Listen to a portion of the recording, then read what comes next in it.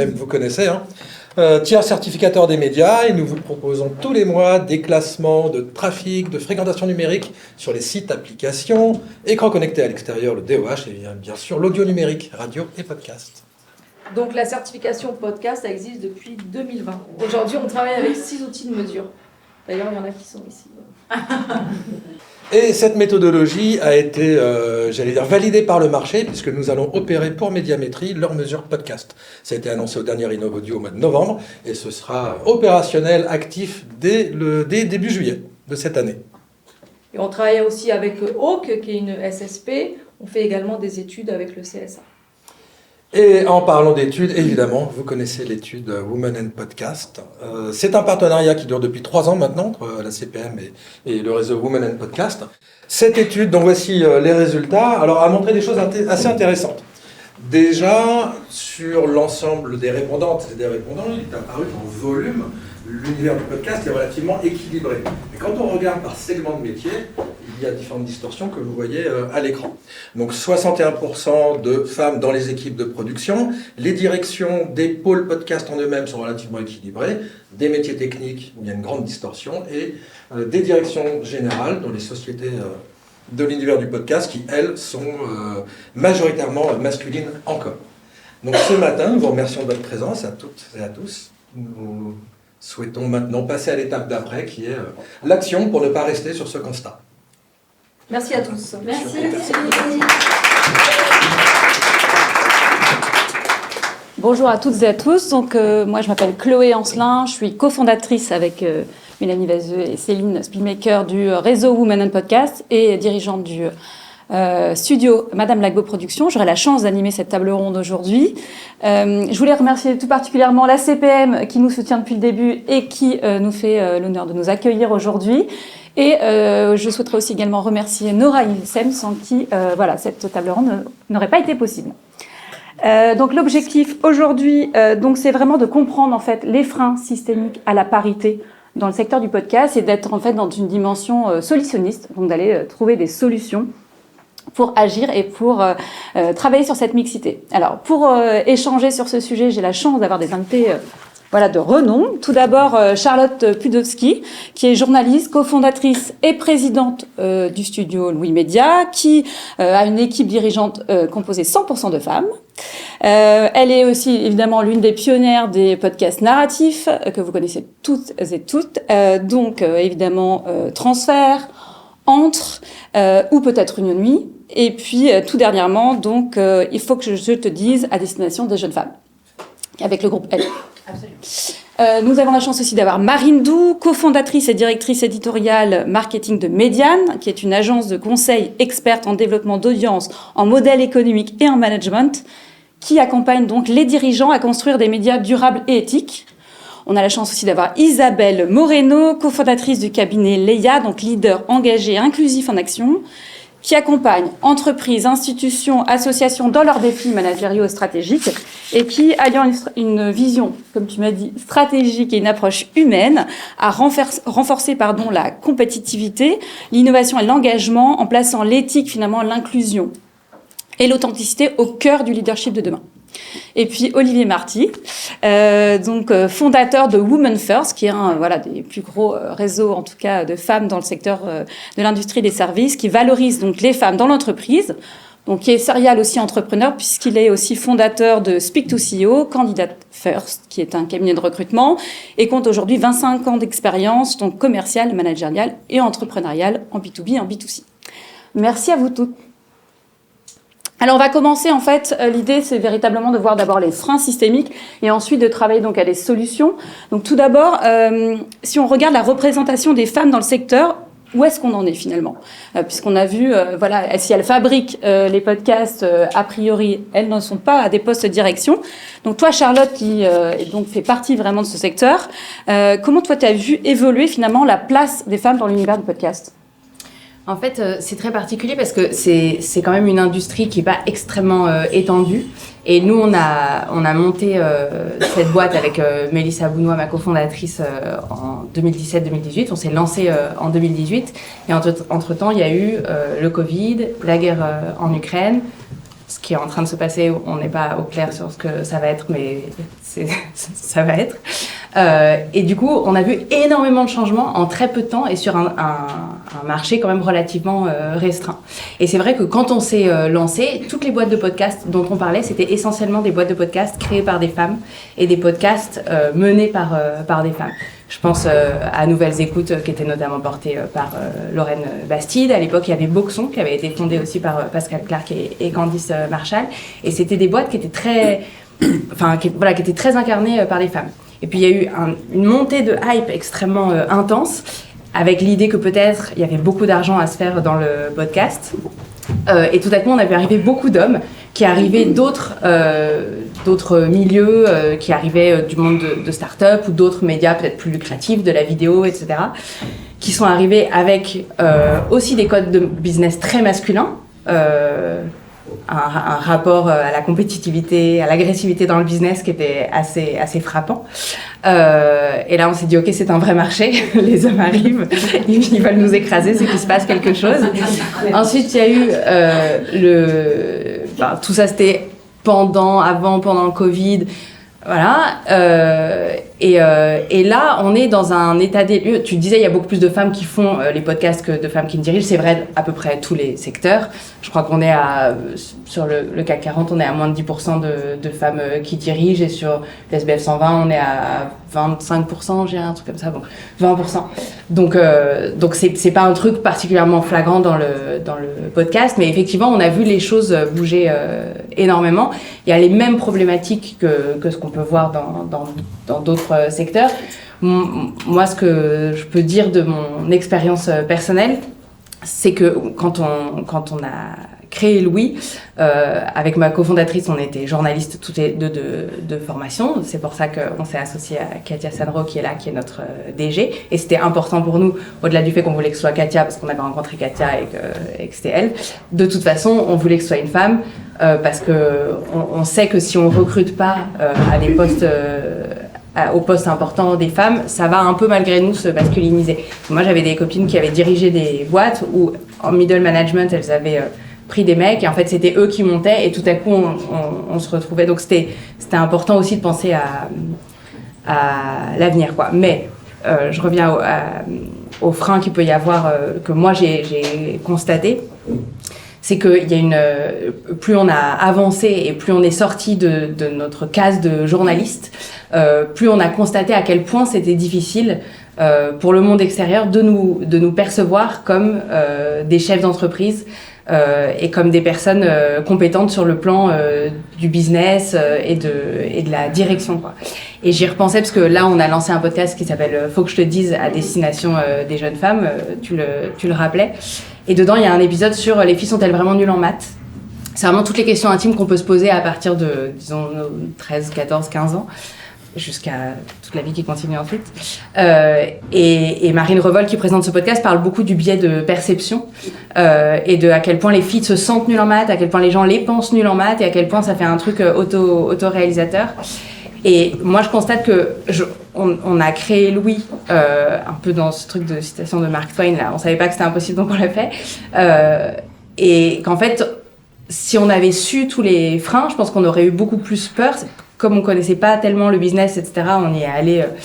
Voilà, mais beaucoup de gens ont cessé de nous rappeler à toutes les étapes, et par gens, je veux évidemment dire des hommes, que c'était peut-être pas à notre portée, peut-être compliqué de ça. C'est une fierté immense de se dire que 8 ans après, de toutes les boîtes qui arrivent à se développer, à atteindre une solidité économique, à atteindre, je pense, il y a plusieurs personnes chez nous ici, de l'ambiance d'équipe qui est extraordinaire. C'est un bonheur pour nous d'aller travailler le matin.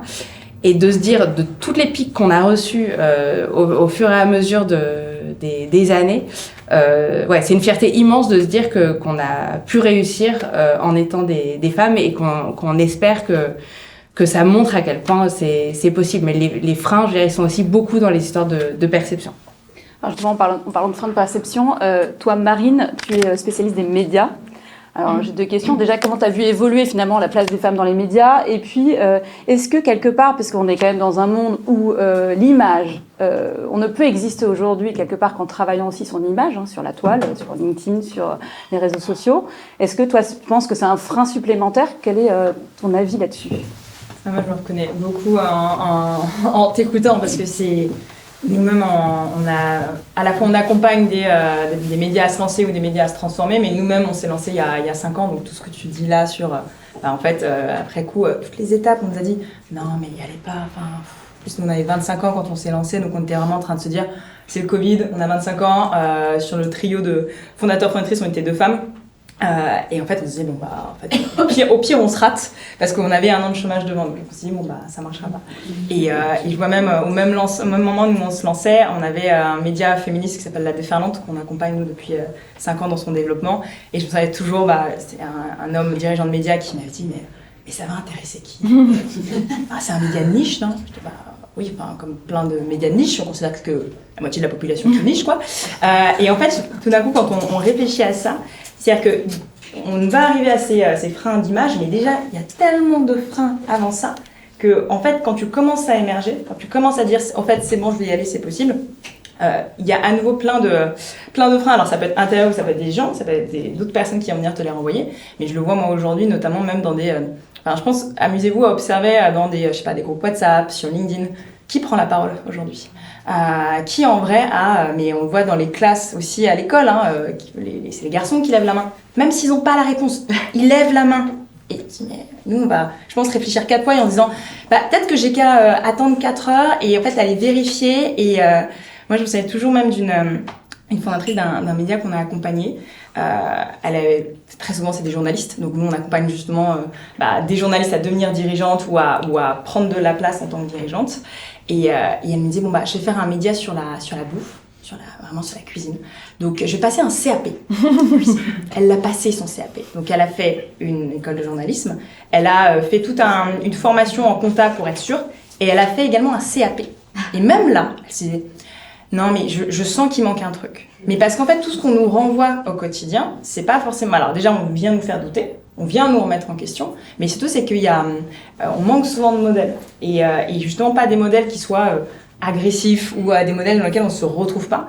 Et en fait, nous je sais que c'est quelque chose maintenant qu'on essaye de travailler ou de raconter différemment, c'est-à-dire qu'on n'est pas obligé de l'incarner en fait comme les hommes. Et on n'est pas obligé de faire exactement la même chose. Et je me souviens toujours, nous, quand on s'est lancé, on a cette partie d'agence et on a aussi une partie média. Et j'ai absolument rien contre. Je pense pas tous les jours, mais quand on s'est lancé il y a 5 ans, on disait, mais quand on parle d'entrepreneuriat, notamment dans les médias, on pense à 2 personnes. À l'époque, c'était Eric Potorino et le patron de Sopress, Franck Hanez. Et en fait, je me disais, mais c'est fou, quand on parle d'entrepreneuriat, il y a toujours ces 2 personnes. Et moi, je voulais au contraire, dans mon quotidien, plein de gens, à l'époque, vous vous lanciez aussi, je me dis, il y a plein de personnes qui lancent des projets, qui innovent. Donc pourquoi on ne va pas, elles, les mettre en lumière? Et en fait, on voyait que plein de gens se lançaient, commençaient à créer des projets, ou même sur Instagram, des personnes qui avaient des projets absolument géniaux, mais en fait, ça passait jamais la barre d'après. Et au contraire, moi, je me souviens même d'une personne qui a un podcast sur les médias, qui me disait, mais moi, tu sais, je fais pas exprès d'interroger que des hommes, il y a que des hommes. Je tiens, lui avoir fait une liste de 20 personnes, je fais genre, écoute, la prochaine fois, tu m'appelles. Mais donc l'image, là-dessus, ça joue aussi, parce que les femmes, on va pas forcément aller les chercher pour incarner, pour représenter. Et même quand c'est des sujets, par exemple, je vois des tables rondes encore, dans la presse pro aussi, sur la question des femmes, il y a 4 hommes sur ça. Ça ne pose problème à personne. Donc il y a encore ces questions-là, mais ça bouge, c'est lent. Très bien. Donc il y a à la fois finalement ses propres freins et puis les freins évidemment externes. Olivier, toi tu as à cœur, en tout cas avec Women First, de mettre la place de la femme au cœur de l'entreprise, en tout cas de valoriser cette place. Tu accompagnes des femmes dirigeantes du SBF 120, du 440, etc. Tu accompagnes aussi des femmes qui veulent devenir leaders. Qu'est-ce que tu as vu en termes de... Comment tu définirais la place de la femme dans l'industrie et les services? Et puis, quels sont les freins que toi, tu as pu rencontrer en discutant, en accompagnant toutes ces femmes? Moi, je vois des femmes partout, donc je suis un peu biaisé. C'est l'opposé. Comment s'appelle l'initiative Jamais sans elle, qui intervient beaucoup pour dire, bon, ne prenez pas la parole si vous êtes la seule femme, s'il n'y a pas d'autres femmes avec vous, un minima qui est la parité ou un minima une représentation d'un des 2 sexes. Women First, c'est une aventure qui a 4 ans post-Covid. C'était ma quête de sens à moi, ma raison d'être quand on a tous fait notre introspection. Mais j'avais envie de faire bouger les lignes, en l'occurrence communiquer positivement sur le fait que des femmes prenaient des responsabilités comme vous, prenaient des initiatives. Et chemin faisant, à force de communication, on a développé une forte audience sur LinkedIn. On est un peu monocanal, on est très, très LinkedIn pour ce qui nous concerne. Le podcast, c'est plus Instagram peut-être ? Ou pas ? Nous, c'est plus Instagram, mais Instagram ça relais, dépend mais quoique, oui. Ça dépend des cibles. Et à l'instar de Women and Podcast, dans à peu près concomitamment, on a développé cette audience, 285 000 abonnés en 4 ans, en organique, donc qui montre le besoin en fait des femmes de s'élever et d'évoluer. À l'instar de Women and Podcast, puisque vous êtes combien ? Vous êtes 700, 800, tu me disais 600 membres. Ouais, 600 membres, ce qui est énorme. Et donc, maintenant, on s'attache à répondre à nos 2 types de sollicitations, qui sont des sollicitations B2C et B2B. On a une entreprise, des femmes qui ont des objectifs de carrière et des organisations publiques ou privées qui ont des enjeux de féminisation. Donc, les femmes veulent prendre des postes, des mandats d'administratrices, veulent développer leur réseau, développer leur image, ou lever des fonds pour des entreprises ou prendre des nouveaux postes, progresser, donc on les accompagne. Les organisations veulent enclencher ce cercle vertueux de féminisation dans leurs effectifs, donc attirer des femmes, les garder et les faire évoluer dans la pyramide dans les organisations. Donc on s'attache à faire ça. Donc les freins, quels sont-ils ? Ils sont endogènes et exogènes, hein. Selon les secteurs, c'est très très différent, hein. Qu'on soit dans l'industrie où il n'y a pas de femmes, l'écueil, quel est-il ? Enfin, quand il y a une proportion de 20% sur les bancs de l'école, dans les filières scientifiques, dans les écoles d'ingénieurs, donc c'est très très difficile d'avoir des femmes. Puis après, c'est de les garder aussi, hein. La tech aussi est un exemple où il y a peu de femmes et souvent elles quittent ce secteur d'activité après une dizaine d'années, parce que pour différentes raisons. Donc nous, on s'attache à aider les femmes dans ces contextes-là et leurs organisations pour créer des environnements de travail, donc à parler aux hommes et aux femmes pour ce faire. Il y a un gros sujet sur les femmes, après on verra peut-être les solutions, mais c'est le rapport à l'argent, je pense, qui est très important, à la négociation. Elles sont plus, nous on les voit dans la coopération, elles travaillent ensemble. Moi j'ai monté Women First, je pense, parce que je voulais changer l'atmosphère de travail des entreprises. J'aime bien la testostérone, j'aime bien les ambiances du vestiaire, mais quand c'est partout dans les entreprises, je pense que ça bride pas mal de femmes pour déployer leurs ailes, et beaucoup d'hommes aussi, sachez-le. Donc je voulais faire ça, et je pense maintenant que par la place des femmes, si les femmes prennent leur place dans la société à égalité avec les hommes, on peut changer la société, pas seulement l'atmosphère de travail des entreprises. Et pour ce faire, il faut qu'effectivement elles soient émancipées par le travail, indépendantes financièrement, et là elles vont prendre leur place, et ça va changer la société. Donc notre mission, je pensais pas qu'elle serait aussi grande, je m'en rends compte. Par la place des femmes, on peut vraiment avoir un impact très très important. Là, tu parles d'un frein par rapport à l'argent. Est-ce que tu as vu d'autres freins plus concrètement ? Oui, mais ils sont chez les hommes, chez les femmes aussi, elles-mêmes se brident. Les femmes souvent ont le fond, elles sont performantes, elles sont expertes, mais peinent un peu à travailler sur la forme. Ce que j'appelle la forme, c'est le faire savoir. Et là, je mets plutôt, pas seulement la performance, mais le côté image et réseau.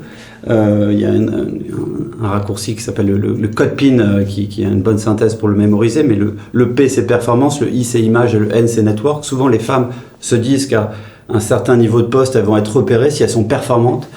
Elles occultent ce que j'appelle la forme, donc le I et le N, l'image et le network. L'image, faire savoir ce qu'on fait, travailler un peu son personal branding, minima, etc. Et on l'occulte souvent en se concentrant sur la seule performance, et le réseau qui est un formidable accélérateur de carrière. Et donc dans les années 2000, c'était les diplômes qui comptaient, c'était la performance, c'était le CV. Puis avec le développement des réseaux sociaux, les LinkedIn, etc., c'était un peu plus le réseau, c'est qui on connaissait, et maintenant c'est qui nous connaît. Et donc c'est un peu plus l'image, et je vous enjoins à communiquer un petit peu plus. Donc on est judéo-chrétien, donc on a du mal à faire le marketing de nous-mêmes, on dit que c'est de l'autopromotion, etc. Mais c'est aussi ça qui rend le collectif apprenant, et c'est ça qui rend aussi qu'on développe notre marque et qu'on crée des ponts à l'instar de ce dont on parlait tout à l'heure, qu'on soit salarié ou entrepreneur, d'avoir une caisse de résonance supplémentaire.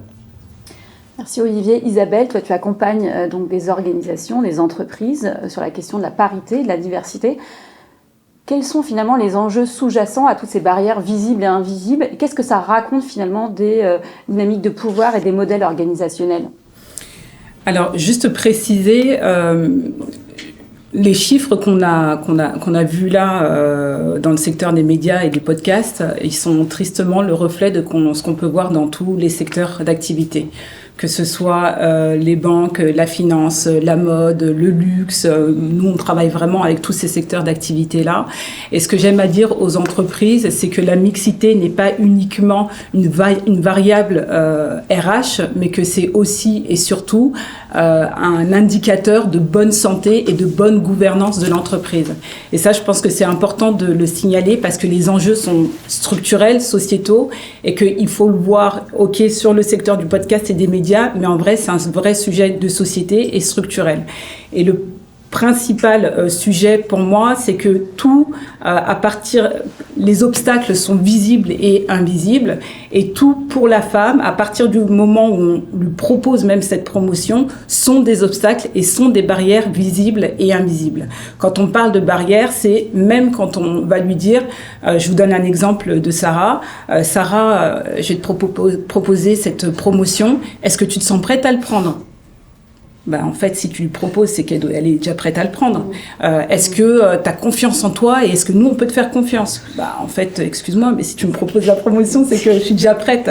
Et ça, c'est un vrai problème parce que du coup, ça met des femmes dans des positions et dans des codes dits masculins et elle doit trouver sa place avec ça. C'est-à-dire que on va regarder comment elle s'habille, on va regarder si ses ongles sont faits. Avant un grand séminaire, elle va devoir aller faire une séance de brushing. Ça lui prend du temps, ça lui prend de l'argent.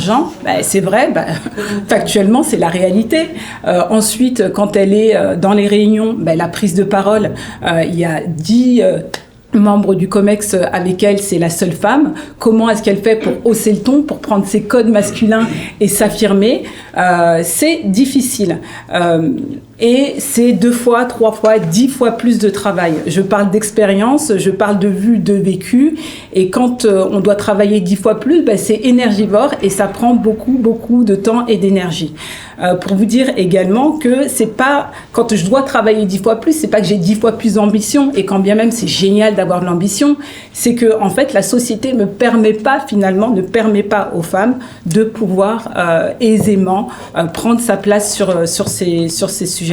Prise de parole, position interne à l'entreprise, comment les RH valorisent également l'ascension des femmes dans la société, dans la structure, comment on travaille sur le plan de carrière pour lui permettre aussi avec sa vie personnelle et travailler sur les sujets de parentalité et de santé, comment est-ce qu'elle peut, on peut finalement lui faciliter ces accès-là. C'est un véritable enjeu. Pour répondre à ta question, le deuxième enjeu, en vrai, c'est du pouvoir. En vrai, quand on parle des enjeux sous-jacents à la mixité, on ne parle pas uniquement de chiffres ou de représentativité, on parle de pouvoir. Et le pouvoir, il a un visage qui n'évolue pas. Il a un visage qu'on connaît depuis des années, qui ne change pas, qui est finalement très masculin. Moi, j'adore les hommes, j'aime le masculin, mais j'aime aussi le féminin. Mon mari déteste que je dise ça. Mais quand même, je suis presque obligée de me justifier d'être féministe, mais de dire aussi que j'aime les hommes. Et en fait, finalement, les enjeux de pouvoir qui n'évoluent pas, ce sont souvent des hommes qui aiment la force, qui aiment la puissance, mais qui souffrent aussi de ça. Parce que nous, on en voit énormément des dirigeants qui ne se retrouvent pas dans les codes tels qu'ils sont présentés aujourd'hui, qui en souffrent et qui doivent trouver un équilibre. Donc, les enjeux de pouvoir, voilà, ils n'évoluent pas.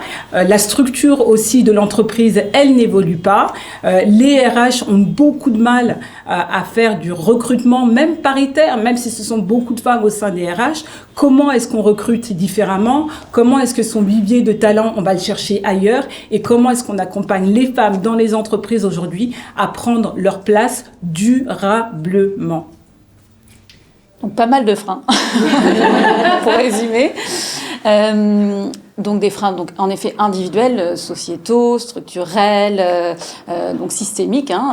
L'idée, c'est de travailler à cette parité, et c'est de travailler cette parité et d'engager aussi ce secteur, cet écosystème de l'audio digital, puisqu'on est là pour ça aussi, et de s'inspirer finalement des secteurs connexes de l'industrie des services et de chacune de vos expériences. Donc là, l'idée, c'est de travailler vraiment à des solutions. Premièrement, Charlotte, toi, tu as vu, tu as construit cette équipe de femmes. Quel environnement, finalement, tu as construit avec les équipes pour favoriser ça? Ça a été quoi, quelque part, les solutions? Nous, c'est quand même un peu particulier. On n'avait pas de problème au départ. C'est pas comme si j'étais arrivée dans une entreprise du CAC 40 et qu'on m'avait dit ce serait bien de féminiser. Comment tu vas arriver à la parité alors qu'on n'y est pas du tout. On est parti de 2 personnes qui étaient 2 filles dans un salon et on s'est entouré progressivement. Et en réalité, nous, on a presque le problème inverse aujourd'hui, qui est que et c'est là où, en fait, quand même, dans les freins et dans tout ce qu'on dit, il y a une... c'est évidemment de la faute des hommes au départ, mais nous, on a énormément de choses à faire parce que... Enfin, il y a énormément de freins qu'on se met nous-mêmes et du coup de solutions sur lesquelles, en tout cas, nous, la marge de manœuvre qu'on a, c'est simplement sur nous, nos comportements et ce qu'on fait, etc. Et en fait, quand on a recruté au départ des femmes, on a essentiellement des femmes qui viennent. Et ça, c'est un truc très... En fait, ce que je veux dire, c'est qu'on a le même problème que les hommes ont en face. Plus je vieillis et plus j'évolue dans le monde professionnel, plus je comprends le principe du boys club. En fait, moi, j'ai le même réflexe, j'ai envie de m'entourer de femmes. On a les mêmes codes, on se comprend, et ça me fait rire quand tu dis, moi, j'aime le masculin. Moi, pas trop, par exemple. Et franchement, je suis malheureusement indécrotablement hétéro, mais vraiment, il y a des hommes que j'aime passionnément, beaucoup trop, mais franchement, le masculin, en fait, plus j'y pense et plus je me dis non, pas ouf. Et on fait une série bientôt où on va à nouveau travailler à l'automne dans Le Flux d'injustice. On va à nouveau travailler un certain nombre de ces problématiques et à un moment donné, dedans, il y a une psy qui dit moi, je me suis mise à recevoir des patients, etc. Et je me suis dit, mais en fait, ils sont super... bien que ce soit des hommes, en gros, je caricature, elle dit pas ça, mais... Et c'est qu'en fait, c'est quand on enlève les oripeaux de la masculinité que les hommes deviennent intéressants. Pas, désolée pour les hommes dans la salle, mais il y a quand même un peu ce truc de... C'est pas la masculinité qui est intéressante, c'est les gens. Et il se trouve que dans ces gens, il y en a qui sont des hommes, mais en réalité, c'est quand même beaucoup plus difficile d'avoir des vraies conversations, d'entrer en connexion émotionnelle, etc. Et donc, en fait, c'est aussi une vraie question de qu'est-ce qu'il faut garder du masculin dans ce monde et dans les entreprises. Parce qu'en réalité, je sais pas, derrière le féminin, on a tendance à mettre le care, la douceur, le fait de faire attention aux autres, le fait d'écouter les autres, le fait de se laisser pénétrer par le monde, ce qui permet aussi quand même le dialogue, par exemple. Ça, moi, je trouve que c'est vraiment des trucs super. Alors que si on met derrière le masculin la force, l'agressivité, la combativité, voilà. Et dans le podcast, il y a quelqu'un qui dit, qui cherche des trucs positifs pour le masculin et qui dit, non mais par exemple, il y a la protection des autres, le fait de devoir protéger les autres. Moi, je trouve pas que ce soit du masculin, par exemple, ça, ou c'est du soin, donc c'est du care, ou c'est de la protection au sens je chapote, et c'est du paternalisme. Donc en fait, je trouve que c'est intéressant quand même aussi de déconstruire, nous, dans les entreprises, qu'est-ce qu'on valorise, qu'est-ce qu'on veut, qu'est-ce qu'on va chercher. Et nous, je pense qu'on a vraiment, plus ou moins explicitement, mais on a beaucoup travaillé avec Katia et Mélissa sur qu'est-ce qu'on veut comme boîte, qu'est-ce qu'on veut comme... Et par exemple, au début, je pense qu'on était dans un truc... Il y a des gens qui ont été là au tout début de cette boîte, d'ultra-sensibilité. C'était ce qu'on était, nous, à titre perso. Et puis du coup, c'était ce qu'on avait envie de construire. Mais en fait, un truc d'ultra-sensibilité, c'est pas bon non plus. Ce truc de parler en permanence, de comment on se sent, de pourquoi on se sent, et que tout est... Et qu'en fait, il y a aussi... cette expression de safe space qui est assez galvaudée, elle passe aussi par le fait de pouvoir mettre un peu les émotions de côté, parfois, pour pouvoir travailler, avancer, dans un truc d'écoute, dans un truc de respect. Mais quand on n'est que des femmes dans une boîte, Et je pense que ça n'échappe pas aux gens ici que chez Louis, on a traité de beaucoup de sujets de violence, de trauma. C'est pas pour rien, on arrive tous avec nos bagages, on arrive tous avec nos histoires de famille et ce que ça implique dans notre manière de nous comporter, dans nos peurs, y compris dans nos peurs de... Parce que quand on parle de les femmes ont du mal à prendre la parole, etc., je pense qu'il y a un certain nombre de gens ici qui savent que moi j'ai beaucoup travaillé sur la question de la parole et du silence lié aux violences. Évidemment qu'on a du mal à prendre la parole. On nous apprend à nous taire depuis qu'on est né et c'était le sujet de mon travail, on nous l'apprend dans nos familles. Évidemment que c'est galère après de prendre la parole et de dire bien sûr je suis légitime, qu'est-ce qu'il y a, Donc tout ça c'est aussi des choses qui grèvent nos comportements au quotidien. Moi je pense qu'il y a beaucoup de choses que j'ai eu du mal à dire en management, dans mon équipe où j'avais peur de faire du mal aux gens et il n'y a rien de pire que de pas dire les choses mais de le faire sentir quand même et du coup on rentre dans un espèce de truc semi-agressif, pas très sain et ça. Donc nous on a travaillé sur tous ces trucs là et ça je pense que ça fait vraiment partie des solutions. Moi je pense sincèrement en toute humilité qu'on est une des meilleures boîtes dans lesquelles bosser à l'heure qu'il est. C'est franchement, non mais c'est vrai, je pense, moi je suis trop contente d'y travailler, je trouve que l'ambiance est super. On a fait hyper gaffe à tous les trucs visibles, genre les écarts de salaire, les machins, la lumière dans les locaux. Mais on a aussi passé un temps fou parce qu'on est des femmes et que franchement on nous a forcés à nous remettre en question, on n'a vraiment pas trouvé le choix. Donc on a fait le taf. Et du coup, je pense qu'on a aussi déconstruit beaucoup de choses de ces freins. On n'est pas allé... on n'a pas pris nos bateaux de pèlerins pour aller expliquer à tous les patrons de Paris qu'on avait rencontrés, qui nous coupent la parole en rendez-vous encore il y a 3 jours. On se dit, ah oui, c'est ça quand même. Les hommes, on oublie parfois comme on n'en a pas au quotidien à la boîte. On se dit, ah ouais, c'est rude. Mais en revanche, on a bossé sur tous les trucs sur lesquels on pouvait bosser. Notre confiance en nous, assumer que tout le monde allait pas être content tout le temps et que il allait bien falloir dormir quand même la nuit parce qu'en fait on n'a pas de prise là-dessus. Se protéger un peu plus parce que je pense que nous pour le coup on s'était exposé pas mal sur l'image, on était plutôt à l'aise quoi. Ça nous a calmé.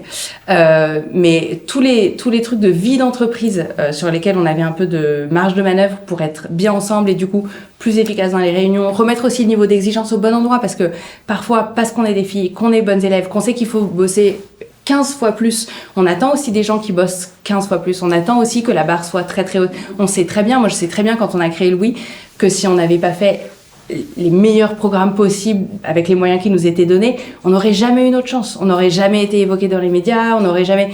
Il fallait faire, et franchement à plusieurs endroits je pense qu'on l'a fait, il fallait faire 1000 fois mieux que ce qui était attendu de nous, que ce que les gens espéraient qu'on allait faire pour avoir droit au chapitre. Et donc, moi, je sais que j'ai aussi attendu de tout le monde que ce niveau d'exigence, il soit permanent et surtout, et que ça a été difficile. Ça a été difficile pour les équipes, ça a été difficile à plein d'endroits.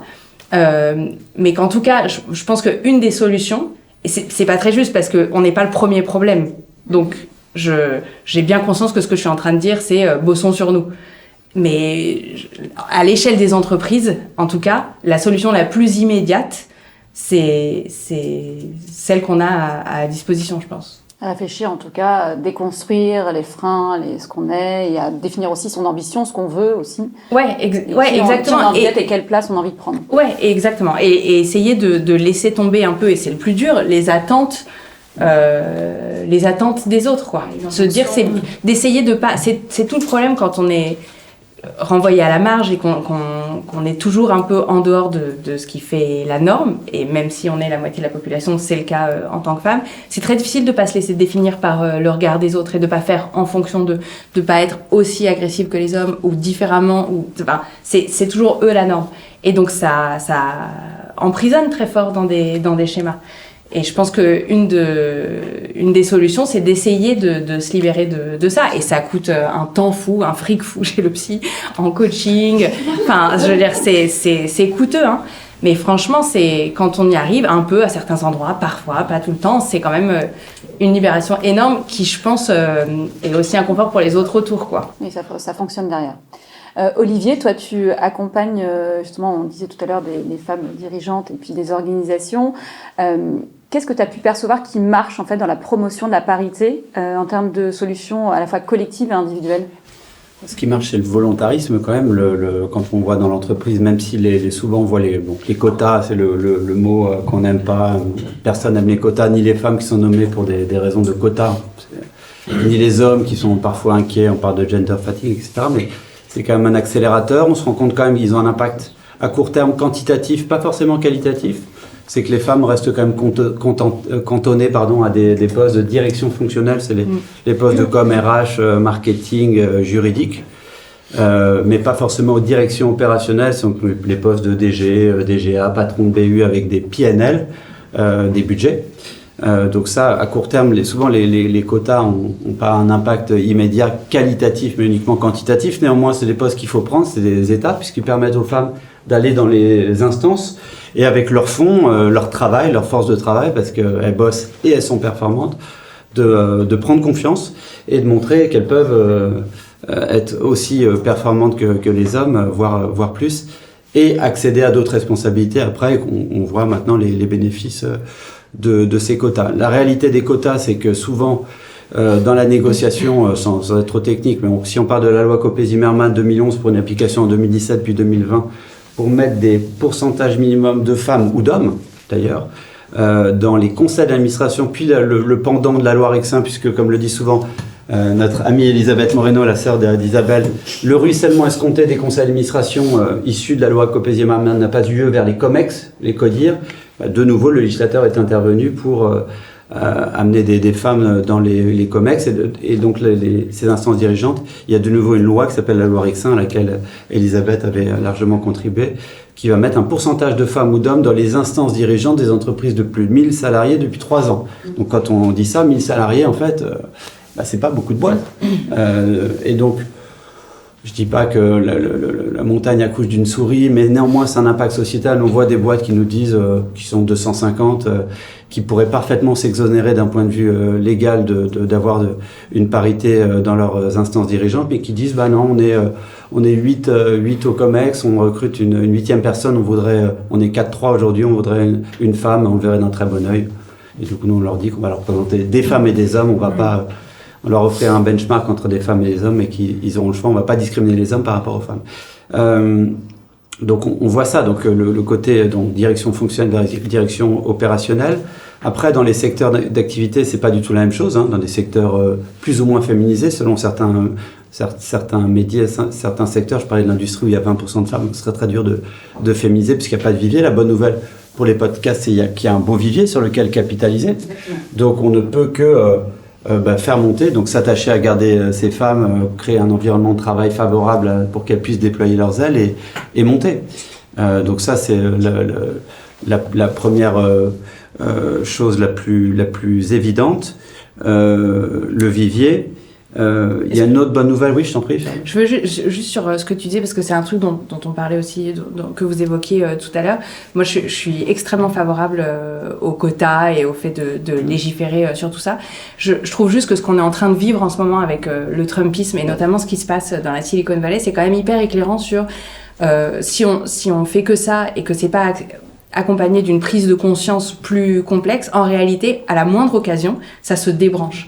Et il y a une philosophe et juriste qui s'appelle Réjeanne Sénac, qui bosse à Sciences Po en recherche, qui a écrit un bouquin qui s'appelle L'égalité sous condition et un autre qui s'appelle L'égalité sans condition, et qui, c'était il y a bien une dizaine d'années, à l'époque, s'interrogeait sur comment c'est possible que dans un pays comme les États-Unis, il y a un président noir qui puisse être élu et des gens qui sont noirs qui continuent de se faire tuer dans la rue parce qu'ils sont noirs. C'est quoi ce décrochage entre... Et elle disait, c'est parce que on essaye de nous raconter... Enfin, on met la lutte pour l'égalité au service de quelque chose, au service de la rentabilité, au service de la productivité, au service d'un meilleur fonctionnement des boîtes. Et elle disait, l'égalité, ça doit être promu parce que c'est juste, pas pour quelque chose. Et je pense que c'est très important parce que là, ce qu'on est en train de voir en ce moment, c'est que dans toutes les boîtes de la Silicon Valley, ou en tout cas dans l'écrasante majorité, on va prendre l'exemple de Meta, c'était promu parce que c'était hype, que c'était le discours à tenir, que c'était rentable, que c'était cool en termes d'image, etc. À l'instant où ça ne l'est plus, on débranche et c'est extrêmement rapide. Le shift, enfin je veux dire ce passage à Handmaid's Tale en quelques mois là, c'est quand même glaçant et je trouve que ça doit aussi nous alerter sur à quel point, et je dis ça en tant que chef d'entreprise, le monde de l'entreprise n'est pas l'ami de l'égalité par essence, quoi. Et que je pense qu'il faut se méfier. Et encore une fois, je suis très favorable au quota, je pense qu'il faut en passer par là, mais on voit bien que c'est très artificiel. On le voit quand tu redis à quel point, oui, les quotas sont respectés dans un certain nombre d'endroits, mais aux endroits les plus faciles, c'est-à-dire sur les fonctions RH, les fonctions com, donc les fonctions perçues comme féminines, et qu'il faut réussir à travailler, une fois que les femmes sont dans l'entreprise, à un vrai raccrochage qui fait qu'il n'y a plus le sujet de quota, mais il y a un vrai truc de légitimité et d'évidence. Et là, on est vraiment très très loin de ça. C'est pourquoi la loi X, pour le coup. Alors justement, Olivier, tu voulais compléter par rapport... Non. Après, il y a un deuxième phénomène, c'est générationnel, qui est pas vécu pareil entre les femmes et les hommes. Mais si je parle de ma génération quarantenaire, les hommes sont un petit peu inquiets. Ils se disent « Ah, mais on va se faire passer devant à compétences égales par des femmes. » Ils sont un peu inquiets. Il y a les cinquantenaires qui veulent surtout que rien ne bouge et qui veulent terminer comme ça, chez les hommes. Hein. Il y a la bonne nouvelle, c'est que les trentenaires, parce que les femmes sont un peu plus affirmées de cette génération, sont déjà un peu déconstruits et ils partagent un peu la charge mentale, qui contribue quand même pas mal. C'est plus qu'un nice to have, le partage de la charge mentale pour que les femmes puissent prendre des responsabilités. Il y a un petit retour en arrière à pas occulter chez les gens qui ont la vingtaine, tout de même. Il faut l'adresser.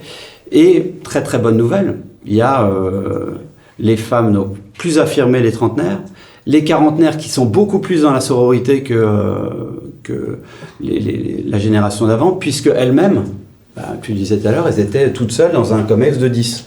Donc c'était elles ou personne d'autre. Elles jouaient leur place et elles sont faites avec des codes d'hommes dans des moules d'hommes, et donc c'était comme ça, et donc très très dur et pas forcément soror.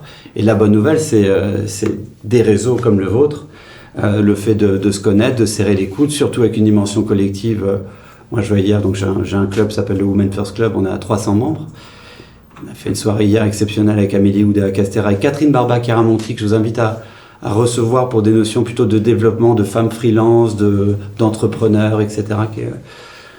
C'est exceptionnel la puissance et ce qu'elles arrivent à créer ensemble, c'est magnifique. Et donc le Women on Podcast en particulier. Alors si on parle concrètement, en fait, on a les quotas, donc qui est une action possible en tout cas des entreprises. Est-ce qu'on a d'autres actions très concrètes est-ce que c'est du mentoring, est-ce que c'est une politique, quelles sont les initiatives que tu as pu observer toi qui fonctionnent en fait pour favoriser la parité? Ouais, il y en a plein. Pour s'attacher à garder les femmes, c'est d'être très volontariste, à l'instar de ce que je disais. Les programmes de mentorat sont bien, et notamment le côté très positif, c'est créer des binômes de femmes et d'hommes, d'impliquer les hommes dans ce processus, et inversement du reverse mentoring, ça marche très très bien aussi, que des jeunes femmes avec des compétences exceptionnelles puissent montrer aux dirigeants ce qu'ils peuvent leur apporter en digital ou dans d'autres items. Ça, c'est très très positif pour les développer. Le coaching individuel marche très très bien, c'est parfois un investissement important, mais néanmoins ça permet aux femmes de gagner 10 ans. Et puis c'est se former encore et toujours, connaître quels sont les 26 critères de discrimination. On connaît le principal, c'est l'âge, le deuxième ça va être le genre. Il y en a 26, reconnus par la loi française. Donc on est assez créatif en la matière, mais bon, la société évolue. Mais il y en a énormément qu'il faut connaître. Donc l'origine sociale, l'adresse, la religion. Je suis même incapable de citer les 26. Donc il y en a énormément. Former les équipes, et former les hommes aussi au code du leadership inclusif, et qui vont faire qu'ils sachent quels sont les freins et quelle est la réalité de la vie d'une femme en fait. Parce que quelle est la différence entre une femme et un homme? Et si les hommes savent ça, c'est que les femmes donnent la vie en fait, avec toutes les conséquences endogènes et exogènes que ça a. Sinon, il n'y a pas de différence en termes de performance. Isabelle, tu peux apporter ton bémol si tu veux. Il n'y a pas de différence en termes de performance entre les femmes et les hommes. On a une éducation différente en performance. Ouais. Les femmes sont peut-être même plus performantes. Mais, non, mais je veux dire, si c'est le cas, je pense que c'est quand même important de le savoir. Tout à fait. C'est mesuré. Alors, la performance globale, etc., c'est mesuré depuis des années. C'est même nos amis américains qui étaient très volontaristes là-dessus. Mais il n'y a pas de différence entre les femmes et les hommes. Mais quand on voit la frise de la vie d'une femme, effectivement, il y a certains freins liés notamment au fait qu'elle donne la vie Et il faut que les hommes sachent ça, en tout cas, qu'ils sachent quels sont les freins des femmes dans leur carrière et qu'ils puissent l'intégrer pour mieux leur faire la place dans leur carrière et considérer ça. Donc en gros, de la sororité, des programmes, j'imagine, RH, voilà, une dimension volontariste, comme tu le disais tout à l'heure. Toi, tu es spécialiste, comme on le disait tout à l'heure, des médias. Comment on fait justement pour promouvoir toutes ces femmes dans le secteur médiatique? Est-ce que c'est une question de rôle modèle? Est-ce que c'est une question de sororité? Et quid aussi des hommes dans cette question-là? Nous, je sais que c'était une question qu'on nous avait posée au tout début quand on s'est lancé, parce que clairement, on a posé un premier manifeste et on parlait de féminisme, on parlait d'inclusivité, on parlait d'écologie et de justice sociale. Donc, malgré tout, vous parlez aussi à certaines personnes. Et nous, on a dit, mais vous devriez, en fait, vous adresser qu'aux dirigeantes. Je dis, oui, mais si je m'adresse qu'aux dirigeantes, en fait, je vais encore faire porter dans la charge mentale des femmes et dans les femmes ce travail-là. Alors que la façon dont aujourd'hui on s'adresse à la fois aux hommes et aux femmes, mais comme par hasard, étrangement, il y a plus de femmes qui viennent chez nous. On a une très très large majorité de femmes dans l'équipe. Et en fait, je pense qu'au contraire, ça peut aider peut-être certains alliés hommes qui se disent ouais, je me reconnais là-dedans parce que la masculinité, elle fait du mal aux femmes, mais également aux hommes. Et c'est pour ça qu'à mon sens, il y a vraiment cette idée de se dire comment on peut avoir quelque chose qui est global. Et nous, je sais qu'aujourd'hui, quand on, un peu 5 ans après, on a contribué à faire émerger plein de nouveaux médias, que ce soit des Ferland, des Verts, des Street Press. Il y a des hommes et il y a des femmes. Mais moi, souvent, la première chose qu'on dit, c'est oui, les femmes peuvent faire des choses, mais déjà, si les hommes pouvaient se remettre un petit peu en question, s'éduquer. Parce que moi, je pense que vous faites le tour. Hein. Moi, le nombre de fois où je suis obligée de résumer tel dernier livre féministe et autres à mon mec, mes potes et autres, je dis mais tiens, voilà, tu vas les lire, et c'est pas parce que tu auras lu une fois Mona Chollet que ça y est, tu as un master féministe. Donc c'est réussir en fait à se remettre en question, faire de la place. Et après, je pense que y a vraiment un peu un triptyque, mais comment on informe, comment en fait les gens aussi, et les femmes notamment, ont le même niveau d'information, on va les accompagner là-dessus. Il y a cette question de l'accompagnement. Nous, on sait qu'on essaye d'intervenir souvent, à la fois aussi par des logiques de formation, en fait, à des moments assez clés dans le développement d'une entreprise média. Donc, on intervient souvent là, au moment de la création. Comme par hasard, il y a plein d'hommes qui disent non, mais moi je sais faire. Bon, on vient les récupérer 3 ans après quand l'équipe et tout le monde est en burn-out et eux les premiers. Donc il y a le stade du lancement, il y a le stade du changement d'échelle. On a créé tout un programme qui est soutenu notamment par le ministère de la Culture pour des médias qui ont moins de 15 ans d'existence, moins de 10 ans. On privilégie aussi, on l'assume, davantage de femmes. Donc entre une femme et un homme, on va privilégier une femme. Mais aussi, on va nous-mêmes se poser la question des biais. Parce qu'on peut être la personne la plus concernée du monde, on fait nous-mêmes des biais sexistes, des biais racistes, des biais sociaux, donc c'est important de se poser ces questions-là. Et le dernier, c'est le côté le réseau. Et moi, je sais que en 5 ans, c'est de faire rencontrer des femmes, de faire rencontrer des hommes qui sont aussi des alliés, qui vont être... on a souvent cet exemple de l'équipe d'Obama, les femmes qui s'étaient en fait entraînées pour dire on va aller répéter et mettre en lumière ce que telle ou telle femme a dit. Mais si c'est que les femmes qui parlent entre elles, en fait, il y a le problème. Ça restera une voix tout d'un coup très féminine. Donc je pense que c'est aussi de pouvoir en fait parler à nos alliés, et moi je le vois aujourd'hui nous dans les médias qu'on accompagne qui sont dirigés ou co-dirigés par des hommes, il y en a qui se posent la question et souvent qui viennent nous voir en mode ok, j'ai capté que ça c'était pas bien et tout, qu'est-ce que je peux commencer à faire? Moi, souvent, le premier truc, je dis, déjà, tu vois, d'être faire un peu vœu de silence, ça pourrait être pas mal, parce que finalement, tu feras un petit peu plus de place aux femmes, mais en fait, comment tu arrives à encourager? Donc, je pense qu'il y a ça qui se joue aussi. Et c'est là où nous, on a pas mal, c'est que on va, le côté des maths, moi, ça m'est revenu en tête, je me suis persuadée également d'avoir été nulle en maths, en fait, on vient aider les dirigeantes et dirigeants sur des sujets financiers, sur des sujets de management, sur des sujets de marketing, et c'est là où on va essayer de les pousser, mais à nouveau sur le fait dans une promo, nous on fonctionne pas mal avec des collectifs. S'il y a une femme, 9 hommes, je peux vous dire qu'à la fin de l'accompagnement, ce sera pas la même chose. Donc ça se joue sur le groupe, ça se joue sur les personnes qu'on fait intervenir, mais ça se joue aussi sur la valorisation. Et c'est là-dessus, nous, sur la partie média, on a plusieurs newsletters. Notre journaliste Marine Slavic, elle fait toujours gaffe. Et c'est pas, on met pas vive les femmes à chaque édito, mais c'est en fait, vous pouvez voir que en fait, dans les personnes qu'on cite, dans les médias qu'on met en lumière, c'est dans notre charte édito et déontologique. En fait, on va volontairement mettre toujours plus, pas moitié-moitié, mais 3/4 de femmes, 1/4 d'hommes. Et on n'y pense pas tous les matins en se réveillant en disant on va enlever les hommes de nos newsletters ou de nos podcasts, mais on va assumer de favoriser davantage. Et de prendre ce réflexe-là, déjà, vous pouvez voir que d'un point de vue très, très factuel, ça fait changer les choses. Mais également, moi, je sais que c'est toujours se dire, moi, c'était une camarade qui m'avait dit ça, mais que les femmes ont souvent tendance aussi à se sous-payer ou à sous-valoriser leur expertise. Et donc, elle m'a dit, fais l'expérience de 25% de plus. Je dis, non. Si, t'arriveras même pas au niveau des hommes. Je dis, ok, d'accord. Et en fait, c'est des petits réflexes comme ça. Et ça, je pense que voilà, le fait d'être parfois proche avec des hommes qui sont alliés, je pense que ça aide. Moi, mon associé Baptiste, c'est lui qui, au contraire, va toujours me pousser et s'effacer. Et nous aider là-dessus avec mes deux autres associés, Christelle et Francesca. Et en fait, je pense qu'il y a un peu ce truc de... mais savoir aussi exclure quand il y a des personnes qui ne jouent pas le jeu. Parce que nous, on le voit, parfois, c'est ce qui est venu avec le féminisme aussi, le nombre d'hommes qui, d'un coup, sont réveillés féministes, mais qui ne sont pas du tout dans leur pratique, en fait, tout d'un coup, c'est comment on arrive aussi à condamner ou écarter ce type de comportement, parce qu'en fait, souvent, ça devient nocif, ça devient agressif, et à nouveau, nous, on bosse avec énormément de médias qui sont engagés, qui cherchent à être inclusifs. Ces problèmes-là, on les a dans les médias de gauche comme les médias de droite, si je dois faire des catégories.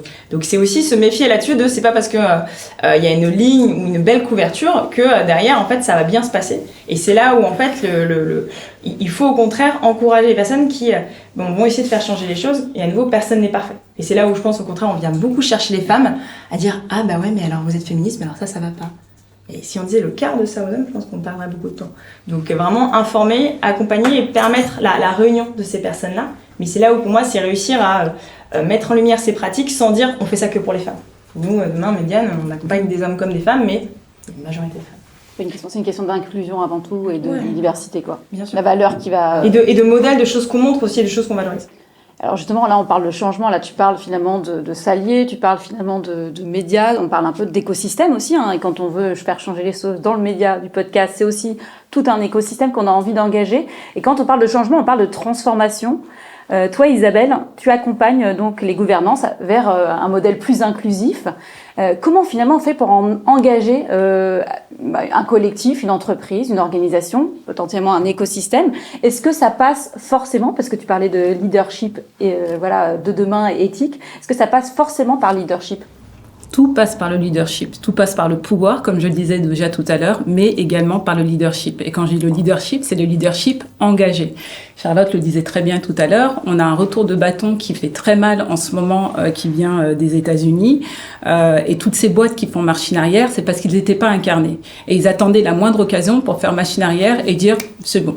Ok, mais quand on a un leader engagé, et il y a énormément d'entreprises en France aujourd'hui qui continuent d'être engagées sur les sujets d'inclusion, de diversité, de mixité, et heureusement, et on en est très fiers, les valeurs qui sont prônées ailleurs ne sont pas nos valeurs. Et je pense qu'on peut être fier d'être en France et fier de se dire que de nombreuses entreprises portent encore ces sujets et que c'est une chance, mais que le leader dans l'entreprise doit porter ces sujets, doit incarner ces sujets, doit être exemplaire sur ces sujets et les porter haut et fort à toutes les strates de l'entreprise. Ça commence déjà par la data. On n'en a pas parlé, mais en fait, d'où est-ce qu'on part ? Dans une entreprise, quand elle veut démarrer sur ces sujets de mixité, d'inclusion, d'où est-ce qu'elle part? Combien de femmes? Dans quelle strate de l'entreprise? Est-ce que c'est plutôt au niveau opérationnel? Est-ce que c'est plutôt... Et quelles sont celles qui veulent évoluer et quelles sont celles qu'on peut accompagner? Donc, il faut des chiffres. Mais les chiffres, il faut également les faire vivre, c'est-à-dire en interne et externe. C'est-à-dire qu'à partir du moment où on a mis ces études en place, il faut pouvoir les partager avec son écosystème, avec les entreprises de façon plus globale et aussi en interne.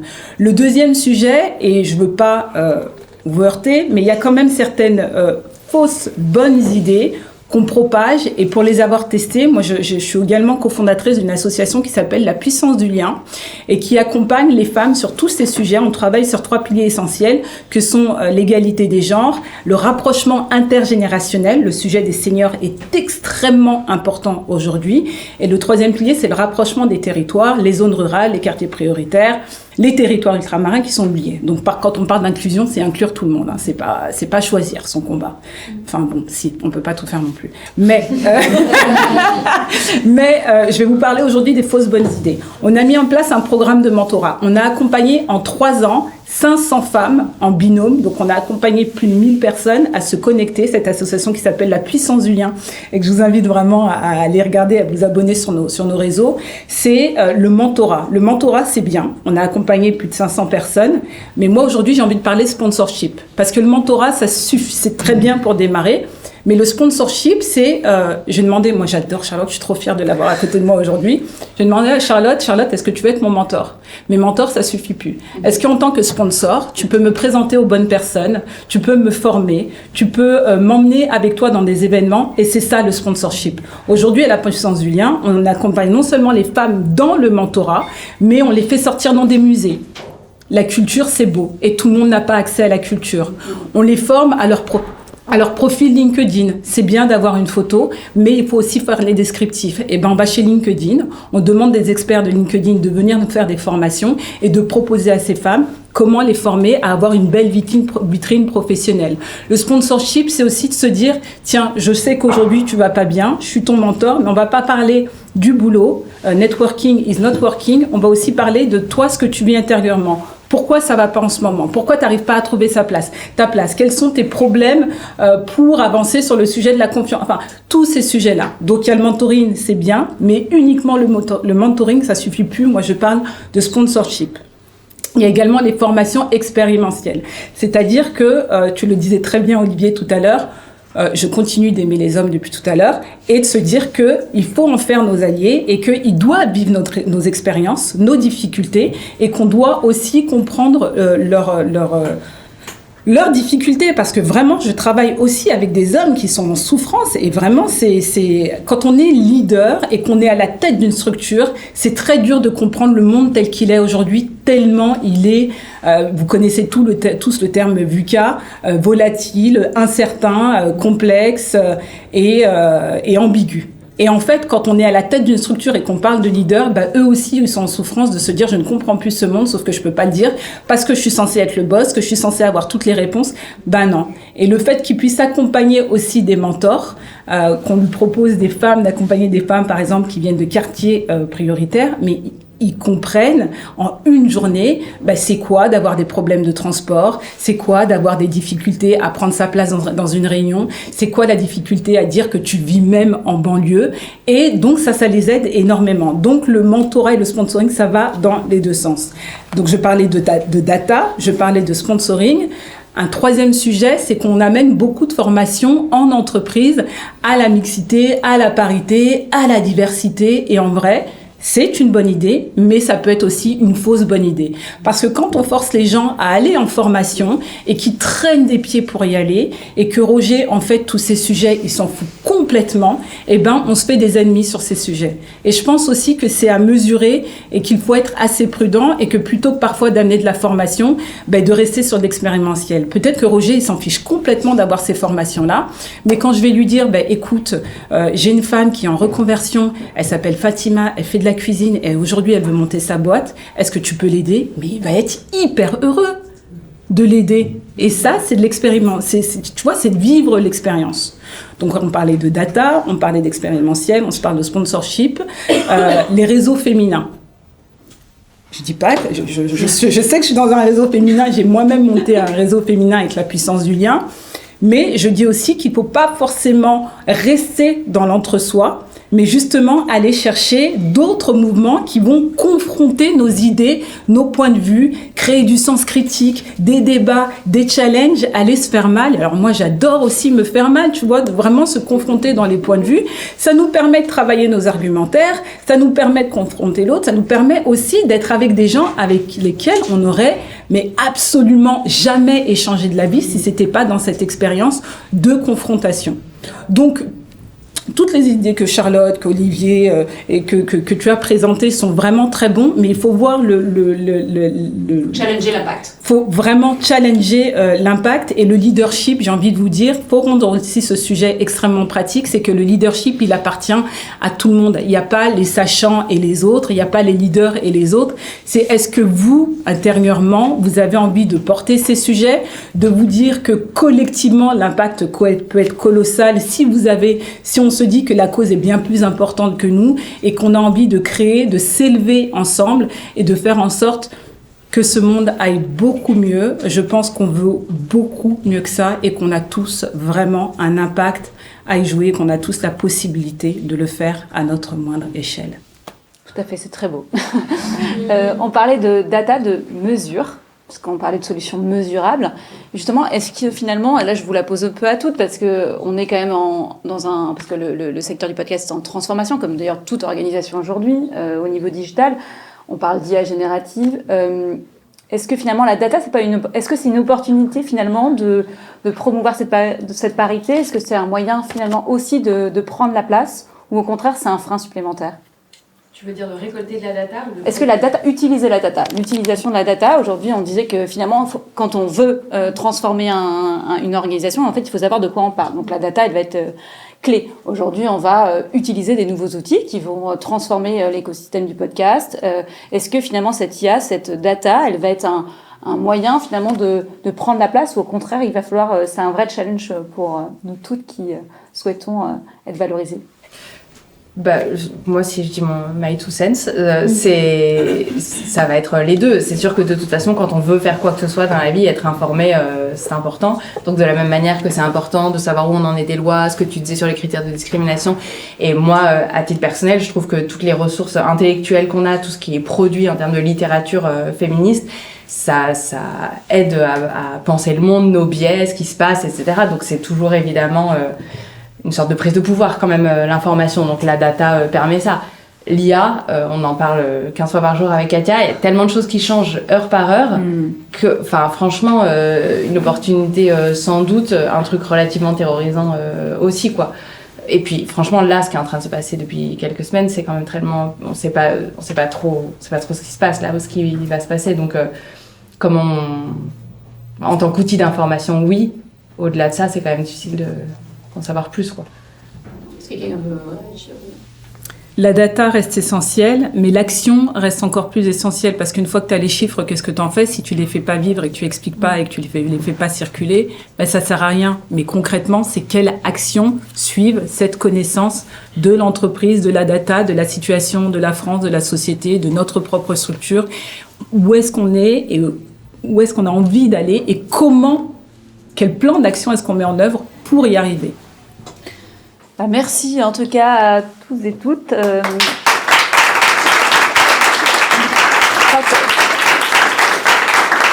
sera le mot de la fin, donc agir, puisque c'est évidemment, cette table ronde rentre dans une feuille de route de plan d'action.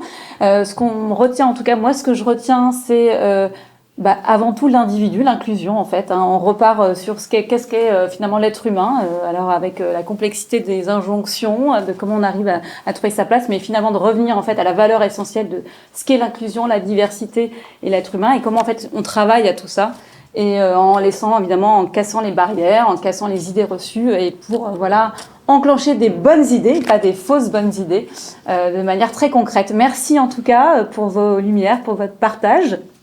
Je voulais aussi remercier toute l'Assemblée de nous avoir écoutés. Je ne sais pas s'il y a des questions, en tout cas juste pour petite information, donc dans le réseau Women Podcast, donc on a enclenché avec évidemment la CPM ce cycle de réflexion collective, parce qu'on voulait pas que cette étude soit cantonnée en fait à ce qu'elle représente, mais d'aller chercher aussi d'autres secteurs. Donc la prochaine étape, c'est un autre atelier de réflexion, mais pas seulement de réflexion, cette fois-ci de travail sur des solutions concrètes à partir aussi de vos lumières, qui aura lieu donc au festival La Claque, donc début juin, c'est ça, avec les équipes de Women. Merci à tous et à toutes.